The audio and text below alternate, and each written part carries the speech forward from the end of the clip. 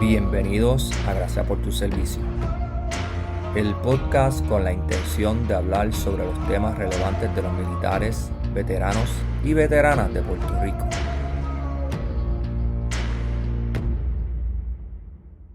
En el episodio de hoy estaremos hablando sobre The Tactical Brain Podcast.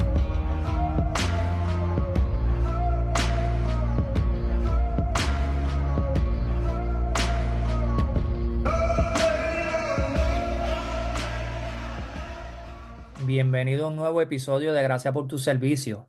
En el episodio de hoy estaremos conversando con nuestro amigo Johan Tocre sobre su nuevo proyecto.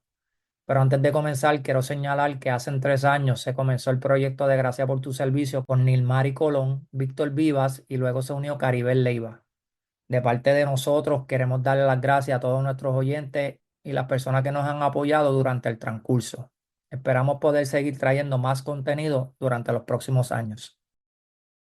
Como les mencioné, hoy está de regreso nuestro amigo Johan Tocre. Tocre es un SI con 16 años de experiencia en el Army, que ha servido como Combat Medic y como técnico de terapia ocupacional, también conocido como un 68 Lima. En el 2019 ayudó a desarrollar lo que eventualmente se convertiría en el programa Warrior Fitness Project, que ha evolucionado a sus plataformas de medios sociales y ahora con un podcast que dará comienzo el 29 de noviembre. Para nosotros es un honor tenerlo de regreso. Gracias por estar aquí de nuevo con nosotros, brother. Un honor nuevamente estar aquí contigo. El 29 de noviembre estoy planeando en comenzar el primer episodio a grabar y luego ya postearlo en una de las plataformas, ya sea Apple Podcast o si no Spotify. Estoy en ese proceso.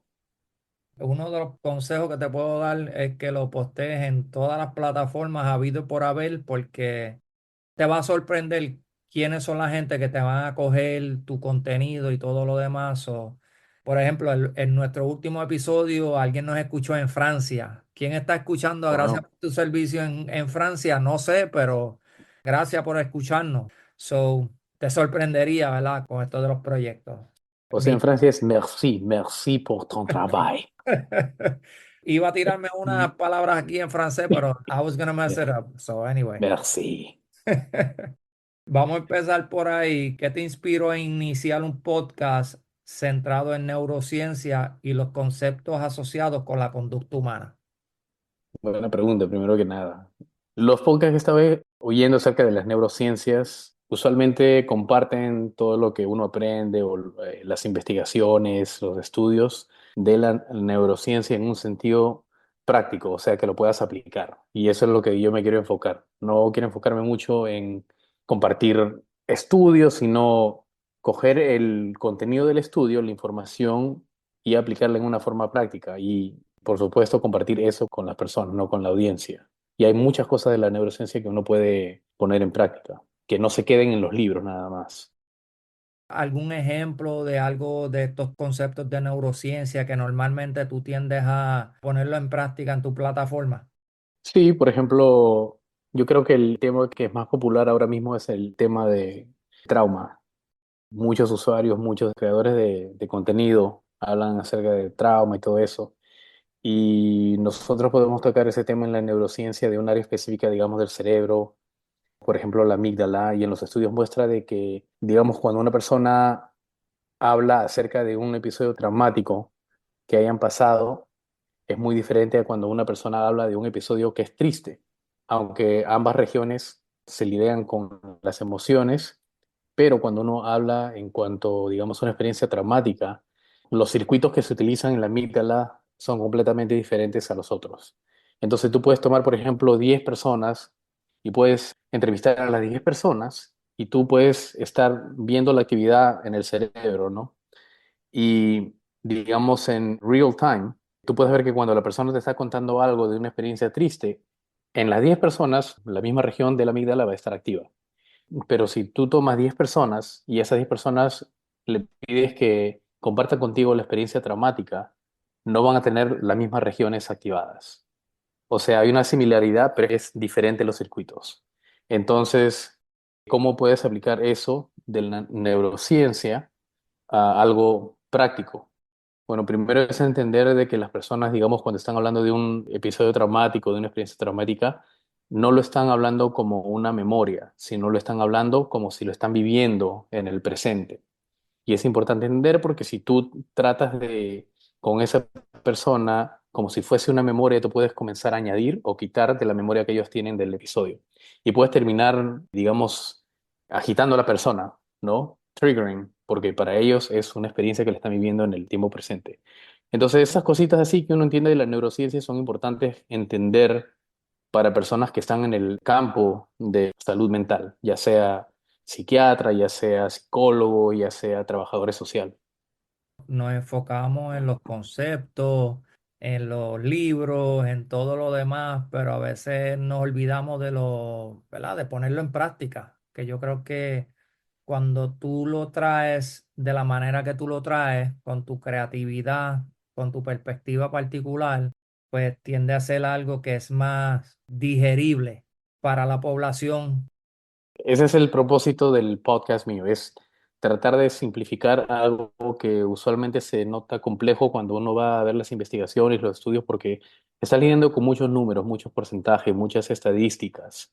Y eso a veces, si tú no eres una persona que le gusta toda esa información, te pierdes, te marea, porque es mucho, ¿no? Son como 20 páginas por lo menos de investigación y todo eso, y tienes que leer y tienes que interpretar. A veces leer los estudios no es solamente presentar la data que uno encuentra ahí, sino saber cómo interpretarlo.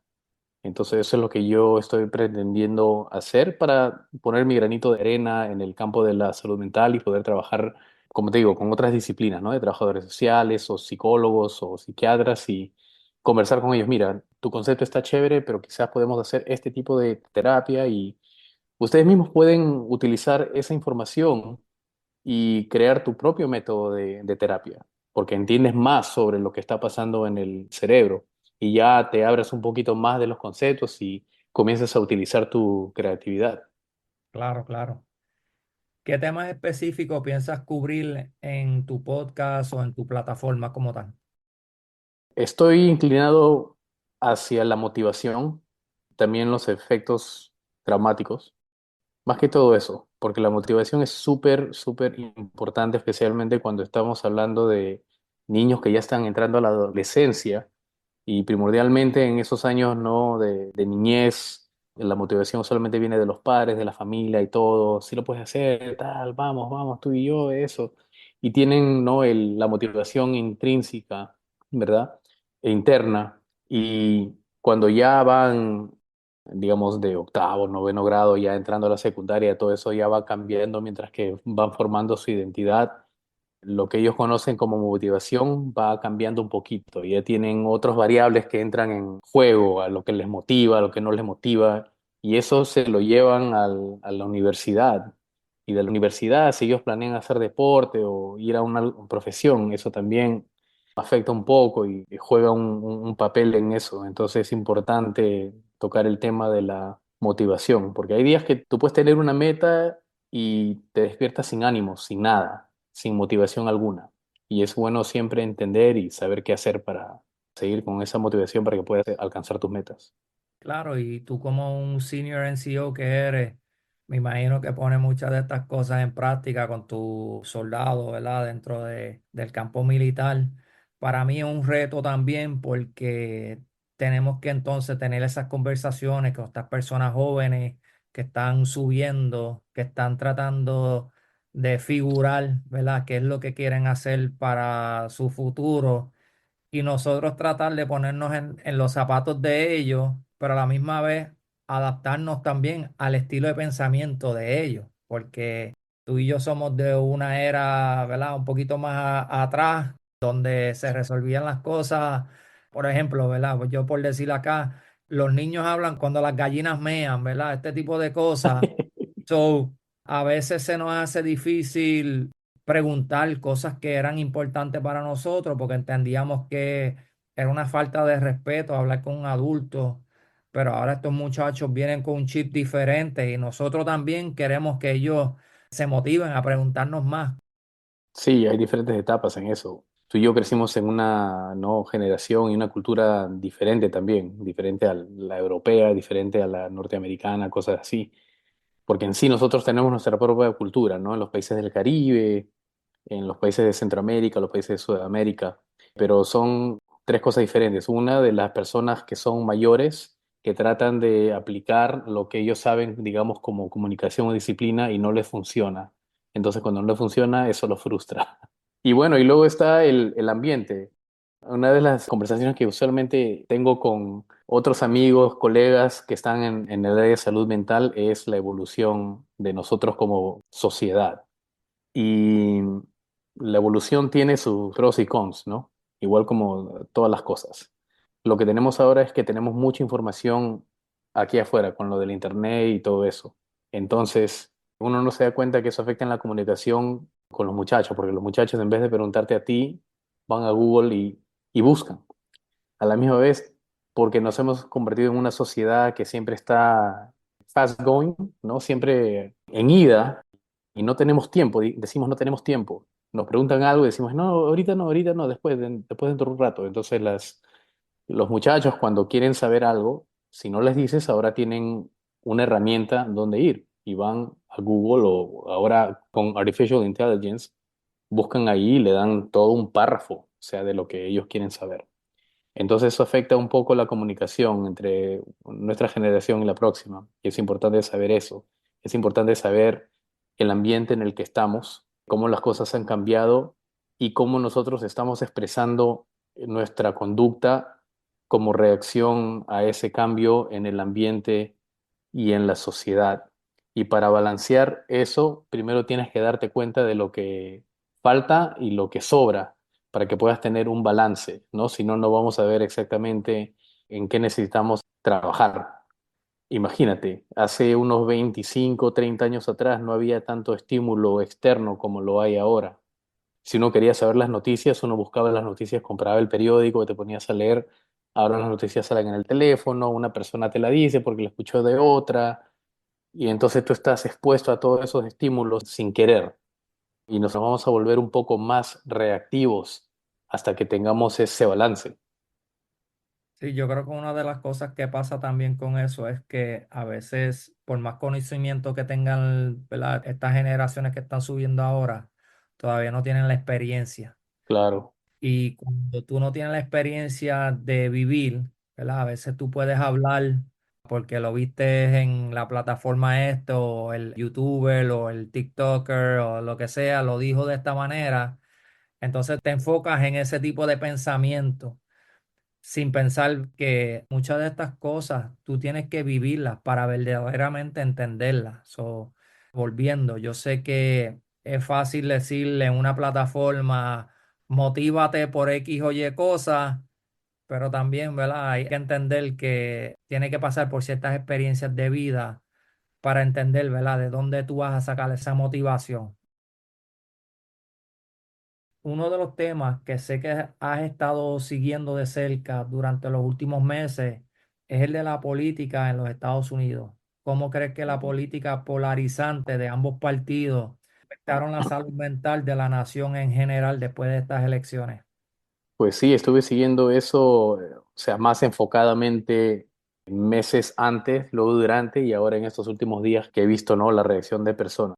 Me gusta enfocar y ver los diferentes canales de lo que dicen, cómo lo dicen, y lo que presentan y cómo lo presentan. Y pues es importante darse cuenta del impacto que los medios sociales, los canales de televisión tienen sobre las personas, especialmente en lo que es la política. Por ejemplo, imagínate, ni tú ni yo tenemos millones y millones de personas que nos ven. Si tuviéramos millones y millones, lo que nosotros diríamos sería un poco impactante para las personas, ¿verdad? Y eso es lo que pasa. Digamos, yo estuve al tanto de todo lo que ha pasado en la política desde el 2008 más o menos hasta ahora, nada más que ahora recién he decidido tocar ese tema en el podcast, pero diferentes cosas, ¿no? Por ejemplo, es algo común saber de que una persona siempre va a coger diferente a lo que tú vas a escoger. Es normal, ¿no? A mí me gusta este tipo de carro, a ti no te gusta ese carro, te gusta este otro carro. Pero en la política se ha transformado en algo de que cuando tú piensas de una forma y una persona piensa de otra forma y escoge, digamos, otro candidato, tú quieres estar correcto en tu pensamiento y esa otra persona automáticamente está mal, no entiende. Tú no entiendes cómo esa persona ha podido votar por ese candidato o cosas así. Y los canales cuando hablan acerca de diferentes temas, suelen ser temas que son sensibles en cuanto a las personas y lo que la persona puede entender o puede sentir acerca de estos temas. Por ejemplo, digamos que aquí en los Estados Unidos la política está dividida en tres partidos: demócratas, republicanos y luego está el independiente. Y luego están los pequeños grupos como los libertarios, libertarianos, liberales, los conservativos, cosas así. Entonces, mira tú, digamos, la elección terminó, digamos, de 60 y tanto por ciento a 40 y tanto por ciento. En Sudamérica, por lo menos, una elección presidencial no va a terminar con ese porcentaje porque hay muchos partidos que se dividen en como en 7 u 8 partidos y el ganador usualmente gana como 22% al 19% y luego se van repartiendo todo el número. Y es muy diferente acá. Y cuando en particular estamos hablando de un grupo de personas, digamos la comunidad hispana, primero que nada, yo diría de que nosotros somos muy reactivos como comunidad a ciertas cosas, ¿no? Puede ser la forma de que hablamos o puede ser en verdad porque lo sentimos, cosas de yo, pero usualmente nosotros podemos burlarnos de cada uno diciendo que cada uno de nosotros habla como gritando, ¿no? Desde cuando nos saludamos a cuando estamos argumentando, ¿sí me decís? Y entonces ya cuando están presentando un tema que puede ser, digamos, si no entiendes el contexto, puede ser muy ofensivo. Y entonces un grupo se puede tomar de esa posibilidad y comenzar a enfocarse solamente en el lado ofensivo y eso tiende a tener la reacción de las personas. Y es muy preocupante porque en elecciones como estas que ha pasado hay división entre las familias, entre los amigos. Entonces, esa es por la que yo me he decidido enfocarme un poquito también en ese tema. Si tú apoyas X o Y candidato, te dicen, mira, pues aquí ya no vamos a hablar de política porque tú estás cerrado igual que, ¿verdad? Uno de esos candidatos, ya sea Harris o Trump, ¿verdad? Que es nuestro nuevo presidente y commander in chief para ti y para mí. Pero a veces la gente toma postura porque simplemente tú estás de acuerdo con ciertas políticas de una de las personas, ya sea de cómo mueven la economía, ya sea cómo trabajan ciertos asuntos que son importantes, como lo que es el aborto en Estados Unidos, entre otras cosas, pues tienden a ponerte en el cajón con la persona sin ver el panorama completo. Ningún candidato es perfecto. Todo el mundo tiene que entender eso. Lo que pasa es que a veces queremos que el candidato nos represente de todas las maneras, que eso también es imposible. Por ejemplo, ¿verdad? Yo por decirte algo tan sencillo como que una vez mencioné que Biden no puede subir una escalera, alguien me dijo, ah, tú eres de los de Trump. Y yo dije, eso verdaderamente no influye. No sé cómo eso te hace decir que yo soy de los de Trump, simplemente cuando esa persona no podía subir una escalera. So, no lo estaba haciendo ni en favor o en contra, pero un comentario tan pequeño como ese, ¿verdad? Por ser un poquito jocoso en la dinámica, pues rápido me miraron con los ojos de que no, tú estás asociado con el otro bando porque te estás riendo de el otro candidato o el presidente en aquel tiempo.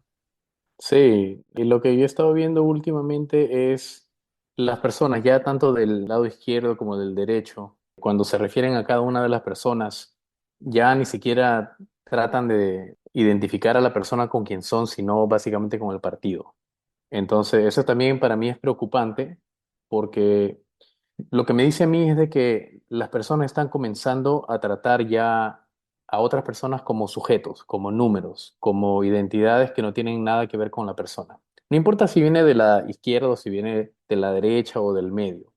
La cosa es que si tú, digamos, dices, como estabas mencionando, que dijiste algo de Biden, automáticamente te van a poner la identidad de republicano. Aunque seas demócrata, aunque seas conservativo, aunque seas liberal, aunque seas libertariano, lo que sea, la cosa es que te comienzan a identificarte con un grupo. Y ahí viene el problema con la identidad de grupo. Eso es preocupante para mí, porque eso puede matar la empatía en una persona, porque la persona comienza a verte a ti como un objeto y ya te dice a ti republicano, ya no te dice, David, ya no te dice Johan, sino tú eres un republicano. Y entonces cuando comienza a identificarte así, la persona ya tiene en su mente qué supuestamente eres tú, cómo piensas, las cosas a las que favoreces y todo eso, y no te dan el chance de tú pensar como ti mismo, ni se dan el chance de conocerte como la persona. Otras cosas de que oigo es, no, acá no se habla de política. ¿Por qué no? Porque una persona, digamos, tiene que callar su voz cuando quiere expresarse acerca de algo. O sea, nos hace dar cuenta de que si uno no puede tener una conversación acerca de cualquier tema, es porque usualmente es una conversación emocional. ¿Pero por qué? ¿Por qué eso se convierte en una conversación emocional? Y si uno está constantemente en ese nivel de emoción, significa que no sabemos cómo regular las emociones cuando ciertos temas se tocan, ya sea, no importa, inmigración, aborto o lo que sea. Tenemos que saber cómo regular esas emociones para poder pensar racionalmente.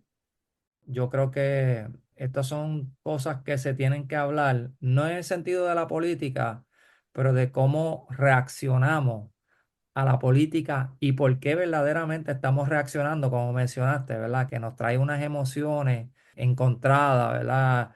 Ya sea porque nuestros familiares fueron de un lado o el otro, ¿verdad? Etcétera, etcétera. Yo entiendo que de ahí es donde tenemos que partir para tener conversaciones mucho más inteligentes y mucho más abiertas en cuanto a estos temas, para no tener que entonces decir tú te identificas con este candidato y pues tú crees en todo lo que hace ese candidato porque eso es lo que hacen todos los... No quiero decir verdaderamente algo porque yo sé que la gente va a cogerlo por donde no es. Por eso no quiero dar muchos ejemplos. Sí, Estoy sí. tratando de No, ser lo no, más genérico. te entiendo, pero creo yo de que ese no debería ser el caso. No tendríamos que tener ningún problema expresar, ya sea alguna política o alguna ley o algún candidato. No deberíamos tener problema en expresar si estamos a favor o en contra, porque es lo más normal del mundo que dos personas piensen diferentes y que dos personas tomen decisiones diferentes. O sea, hay probabilidad de que ambas personas puedan pensar lo mismo.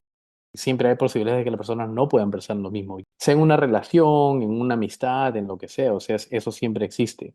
Y eso es lo que me preocupa a mí como sociedad, en cómo nos hemos vuelto tan emocional que no podemos regular nuestras emociones en esas conversaciones. Bueno fuera si en verdad hablaríamos de política, pero usualmente cuando dos personas están hablando y se vuelve algo emocional, no están hablando de política, sino están hablando de qué tanto uno favorece al otro candidato. Porque si tú y yo estuviéramos argumentando y decir, mira, la ley 103.87 del aborto y qué tal y tal, podríamos tener un argumento, ¿no? Tú tienes tu argumento, yo tengo el argumento, pero no. La conversación usualmente, o de lo que yo he visto, es, no, que Harris hace esto, no, pero Trump hizo esto, no, que Harris no piensa en esto, ya, pero Trump es un felon y o sea, todo es ataque personal, no ad hominem. Raramente en verdad dos personas tocan las leyes o la política que en verdad algún candidato están presentando y eso te da a saber también que las personas no se familiarizan en verdad con lo que tiene que ver con la política, sino solamente con lo que ven en la superficie en cuanto a la persona por quien ellos van a votar o se sienten representados. Sí, definitivamente. Siguiendo para la próxima pregunta, ¿qué tipos de invitados o expertos esperas presentar en tu plataforma o en el podcast a través de los episodios que tienes? Yo creo que para comenzar voy a invitar a otras disciplinas de salud mental, psiquiatras, psicólogos, trabajadores sociales, y luego voy a tratar de tener gente que está en la política para preguntarle, por ejemplo, su pensamiento de cómo ellos trabajan en su salud mental. es un cargo súper difícil. Es como si fueras un, digamos, battalion commander y tienes tú que estar a cargo de tus compañías y de primer sargentos y de comandantes y todo eso. Y, o sea, es bien difícil. Y uno no se pregunta cómo estos candidatos pueden pasar los insultos personales, los insultos a la familia, todo lo que pasen. A mí me encantaría entrevistar, digamos, a Kamala Harris y preguntarle, oye, ¿qué sentiste tú estando con un vicepresidente y de la nada te dicen vas a ser candidata presidencial? No te has preparado, la gente no te escogió, digamos, ¿no? Y estoy hablando ahorita en un sentido político, ¿no? Lo que usualmente un candidato pasa por los preliminares, ¿no? Hubieron, digamos, otras damas como Tulsi Gabbard que pudieron estar como candidatas, que estuvieron un poco más preparadas, que tuvieron mayor porcentaje que Kamala Harris cuando estuvo en la primera. Y me gustaría preguntarle, oye, ¿cómo te sentiste cuando te dijeron esto? ¿Qué tanto te impactó a tu familia? Porque la gente va a comenzar a hablar mal de ti, te va a comenzar a insultar, te va a decir que no estás preparada, te van a decir que eres ignorante, te van a decir todo esto. Y me encantaría ver cómo ella, como persona, cuidó su salud mental, porque puede ser completamente deteriorante. Estás hablando de 350 millones de habitantes en los Estados Unidos que te están viendo a ti.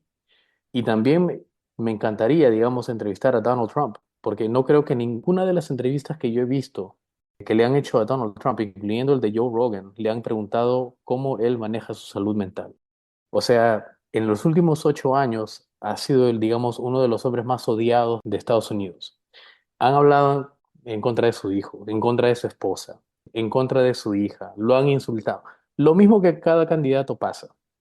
Y eso me encantaría ver cómo una persona que puede subir políticamente a un cargo tan importante como el de ser un candidato para la presidencia o ser presidente ya habiendo sido presidente, cómo ellos manejan su salud mental. Yo creo que él mencionó que él tenía una pastora que se encargaba de lo espiritual y todo eso con él, pero me encantaría saber, tanto él como Kamala Harris, como cualquier candidato que se ha presentado, senadores, diputados, lo que sea, y ver cómo ellos manejan su salud mental, cómo manejan esa preocupación acerca de posibles atentados contra su familia.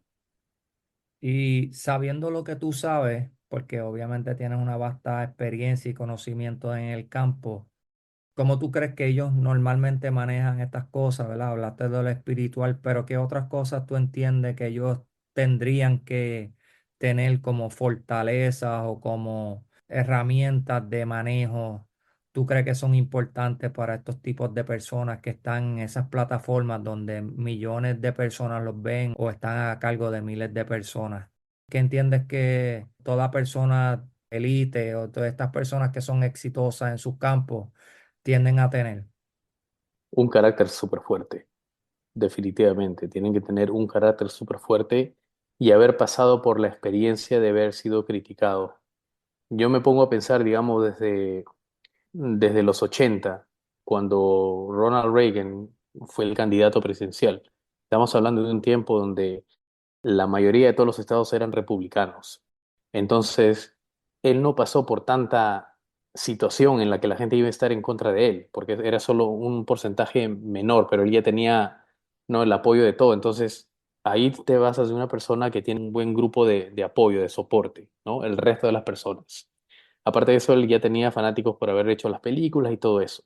Luego, cuando vas de eso a una persona que ya tienen una percepción diferente de esa persona, digamos como George Bush, el menor, o de Donald Trump. Bueno, George Bush tiene el soporte y el apoyo de la familia, tiene el nombre y todo eso que lo ayuda, ¿verdad? Y Donald Trump tiene un carácter súper fuerte y creo que eso es lo que más ayuda. Y como un hombre de negocios, un hombre que ha también declarado bancarrota, que es parte de la ley. Si una persona invierte dinero mal, uno siempre puede declarar bancarrota y comienza de nuevo. O sea, una persona que ha sido criticada, insultada y todo eso, y tiene un carácter fuerte y todo, influye bastante. Y eso es lo que creo que ayuda a ese tipo de personas.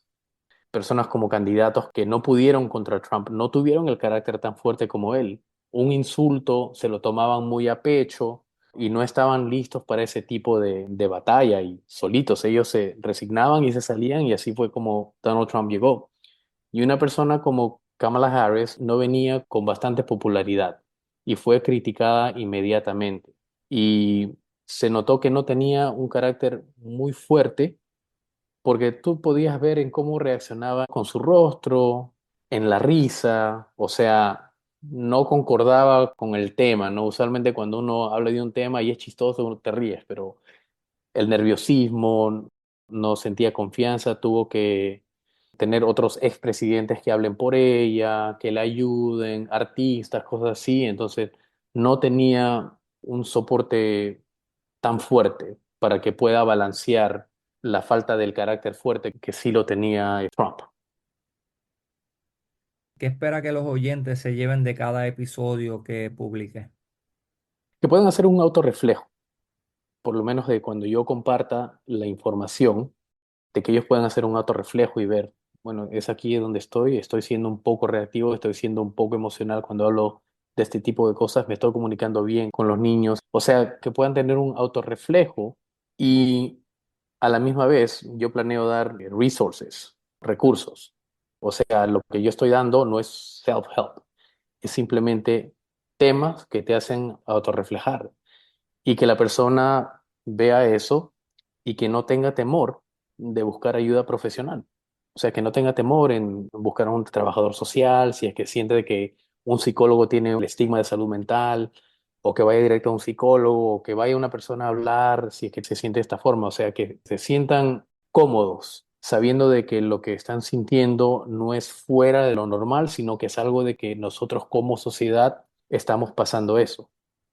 No, y yo creo que tú haces un buen trabajo haciendo eso por el contenido que he visto en tus plataformas de medios sociales.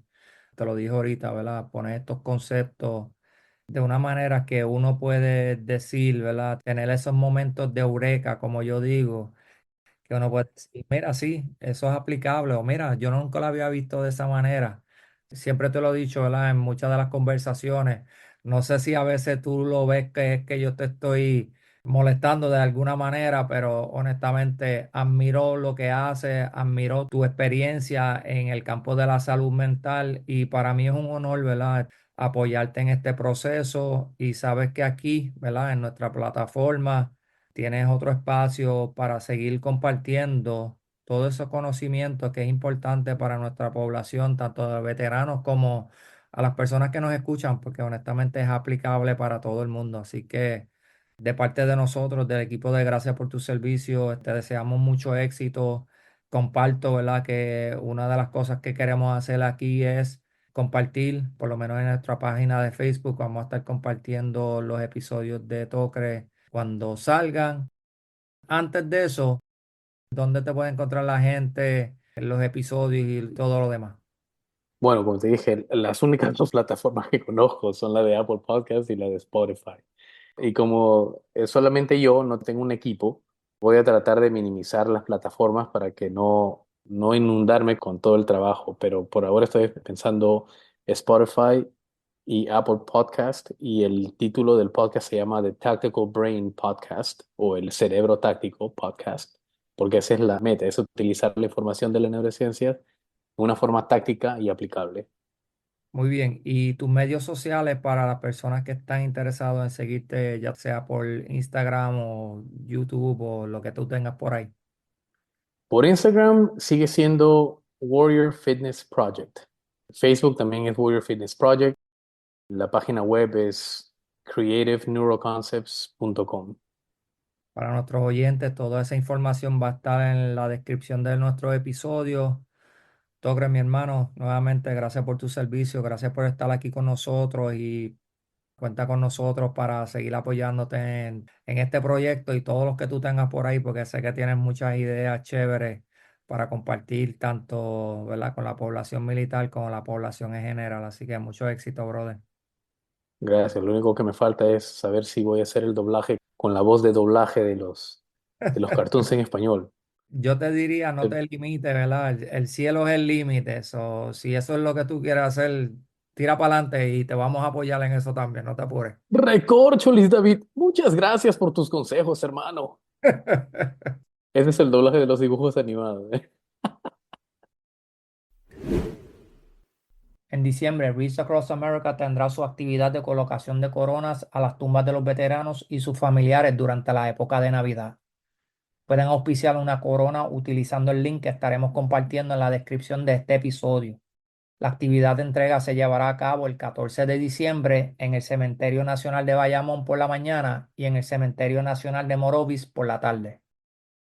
Quiero compartir que estaremos regresando en diciembre con una conversación con el capitán Celso Ramos y Sergeant Major Yamilet Rubio de la Unidad de Civil Affairs de Buchanan, así que no se lo pierdan. Para apoyar nuestro proyecto, pueden ir a nuestra página de Facebook y darle like.